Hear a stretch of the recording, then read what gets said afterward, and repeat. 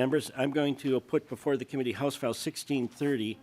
This is the one-third user finance requirement elimination. Representative Knorr, I think you mentioned this at the last committee meeting. And we're going to take a look now at the language that we've been working on for the better part of a year. So I will ask the indulgence of the committee.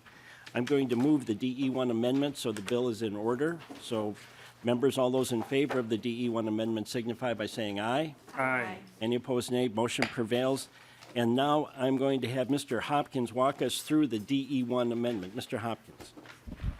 Mr. Chair and members, the DE1 amendment to House File 1630 creates a new section of statute stating that it's the policy of the legislature that in its bond issuances, when it bonds for capital projects for higher education institutions, it will seek to fund the entire cost of those higher education projects, and it will not require the higher education systems to pay any part of the debt service on those bond sales. Members, this was a discussion that goes back to when Representative Alice Hausman was chairing the Capital Investment Committee in 2013 and 2014, and there was a similar chair chairing this committee.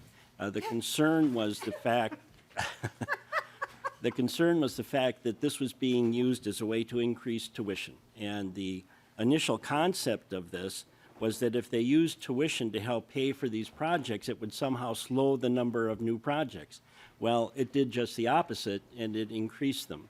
We now know that we are in a dire problem here with tuition increases, and it has impacted our enrollment, and it has priced a whole section of, I think, this country out of a higher education or any type of education.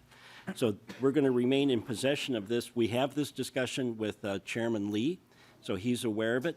We are not as fortunate yet with Senator Pappas, but we're hopeful that we can convince her that this would be properly used in the higher ed bill or the capital investment bill. So it's just going to be kept inside the committee, unless there are any questions. Representative Scott. Thank you, Mr. Chair. And while I certainly understand your explanation, does this do anything to quell the building of brand-new buildings constantly, and then in the future, then the state's on the hook for maintaining those buildings? Representative Scott, I would hope it would, because those of us on the Capital Investment Committee and those committees that are finance committees that have the responsibility of certain capital investment projects would take a look at the totality of the cost here and say that some of these buildings are simply beginning to be too expensive. And putting these on the backs of the students, particularly students in the form of tuition that would have to pay it off for 10 or 20 years, is simply obnoxious. Representative Scott. Thank you, Mr. Chair, for that explanation. And so is your expectation with this is that tuition will not go up? My expectation is that this will not cause tuition to go up. I would love to control tuition completely.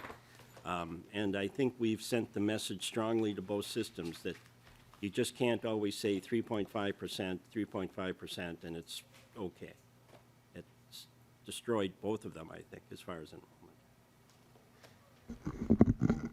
Thank you, members. Representative Cleburne, did you have a question? Well, just really a comment. You know, when new buildings are built, they are designed with a useful life for the technology, for the systems that are there.